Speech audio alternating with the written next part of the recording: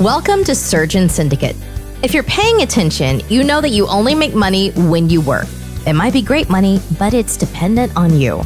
The information on this podcast will help you solve that.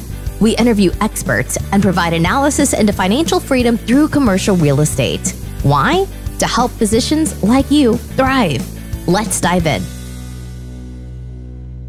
Welcome to Surgeon Syndicate. This is your host, Dr. Michael McManus. For all of you listening, I'd like to thank you all for sticking with us as we've made this transition and this move out to Utah. Our recording has been a little bit tougher staying on schedule. So for everybody who's still listening, I really appreciate you being here. We should be back to more interviews here in the next couple of weeks. We're also making a transition where we're bringing the production in-house instead of using an outside producer of the podcast. So if you see some things that are different and you like them, let us know. If you see some things that you don't like, or that maybe you're coming across a little funny that we're missing as we make this transition, please also let us know so we can continue to serve you better. So today's show, what I want to talk about is the idea of living rich and not dying rich.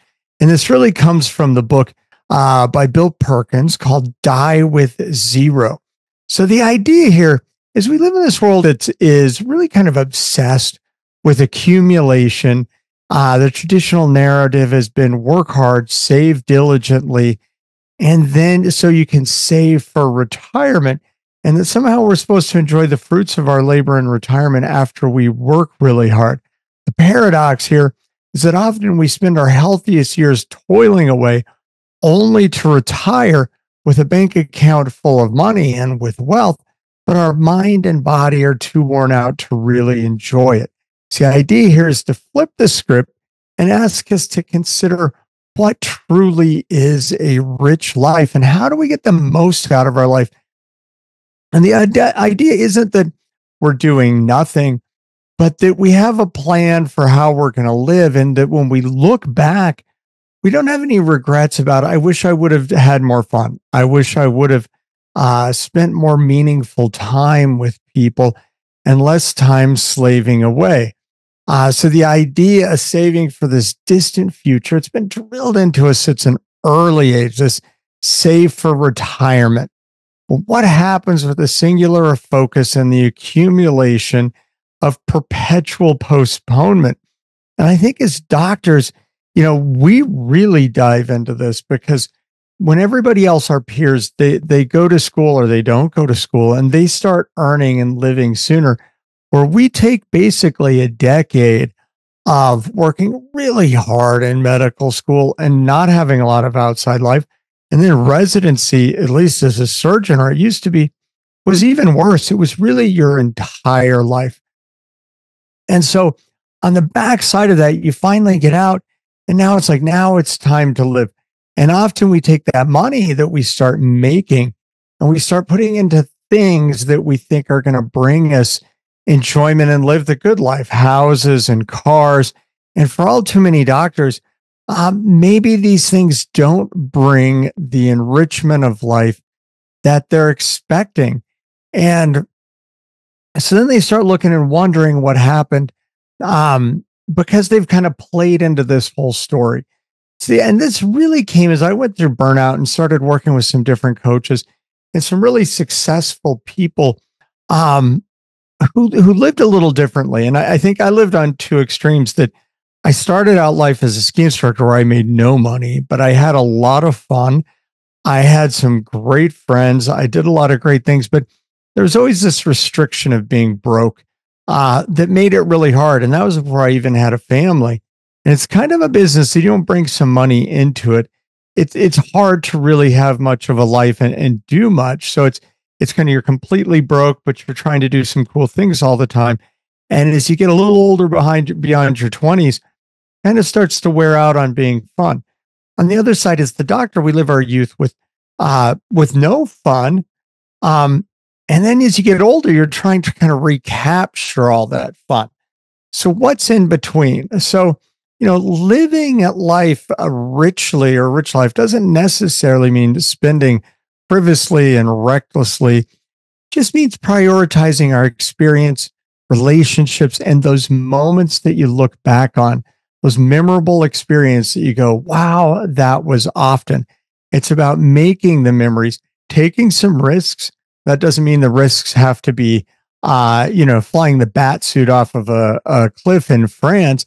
Maybe they're emotional risks, maybe they're business risks, but we're using our resources to enrich our life and to do some things that are memorable. And we'll look back on and say, man, I really got a lot out of this life. And I think if we can start to put that mix in as doctors, it'll make our careers last longer and be more rewarding. Now, I know some doctors that they live an incredibly rich and rewarding life purely on being a doctor. They will work long hours and they come away from it going, man, that was awesome. But I think there's a lot of them that try and hide in that, or they feel bad that, because I've talked to docs, they're like, I feel bad that I don't love this. I've got money, I help people, but where is the meaning to it all? So I think we have to ask ourselves, what are the things that we find meaningful? What are the experiences that we have that are memorable and that we love to look back on? And I think it's different for everybody, but to look and see those things for yourself and understand what they are, and then using the income we have to make sure we weave the two together.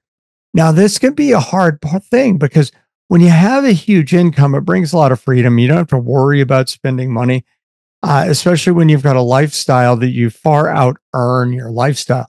Now, that's where I was, and it was really cool for a while. But in the end, I was spending more time working than I was having fun or developing meaningful relationships. And as I tried to change how I work to everybody around me, to the situation didn't want me to work differently, didn't want me to work less. And so there became a conflict. And as you start to do this, you may find those conflicts and you may have to change how you work. And that can be really scary. And I can tell you, we've talked about it a few times on the show here, that this transition to quitting, I thought after my last day of work, it was going to be like the first day of summer vacation, that you're like, yay, I'm out of here. But then I woke up the next morning at 3 a.m. filled with anxiety that I didn't have an income anymore. And nothing had changed with all the planning and all the preparation and seeing how it worked. It was a big change. And so if you're taking your life and you say, okay, I want to make it more meaningful, I want to develop a way to have more time that I can enjoy. As you step away from earning that big income, that can be really scary. So what's the solution here? And I think this is a big reason of what we're talking about here with commercial real estate and with however we invest, that if we can build a passive income or an income that comes with much less work, or an income that the work is enjoyable. And that's what I'm finding in the commercial real estate world, that I was kind of done being a doctor. I'm still going to work part-time here and there, but the challenges were gone and were different. And now I'm finding new challenges and meeting new people.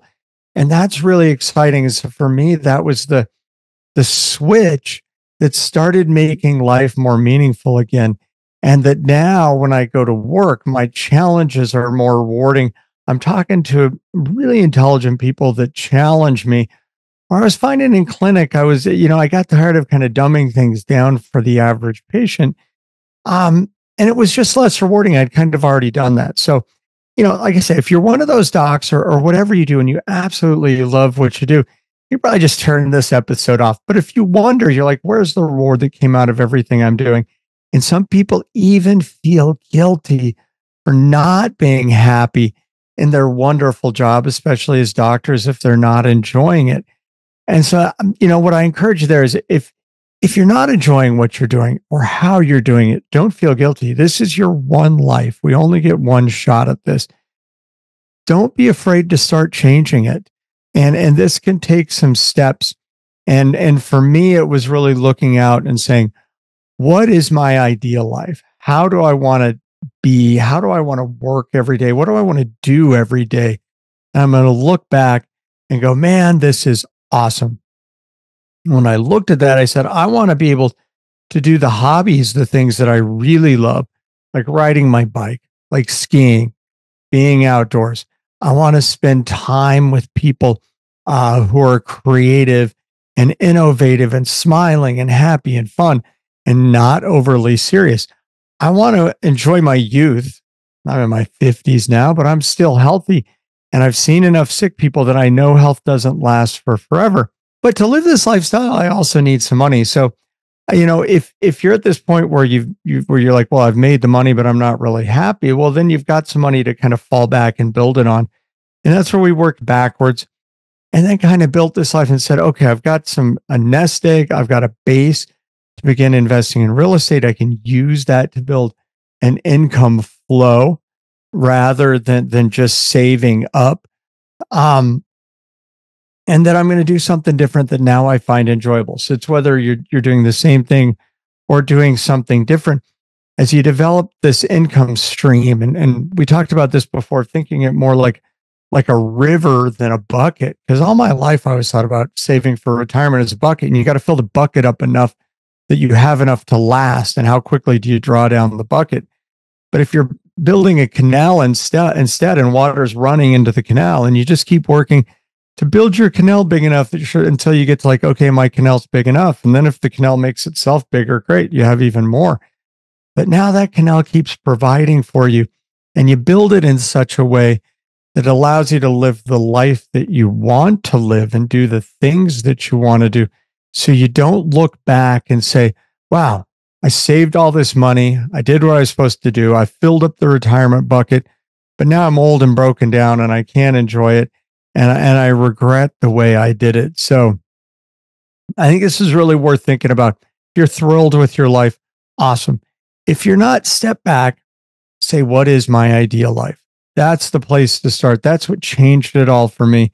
As I worked back building that, it really became this awesome thing. So it's really fun because right now we talked about the craziness of this change. We've talked about how when I quit, it brought a lot of anxiety.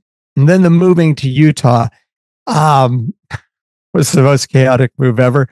And the chaos hasn't ended, but we're moving on from that. I tried working from home when we first got here, and hopefully this will be one of the last episodes that we're shooting from home.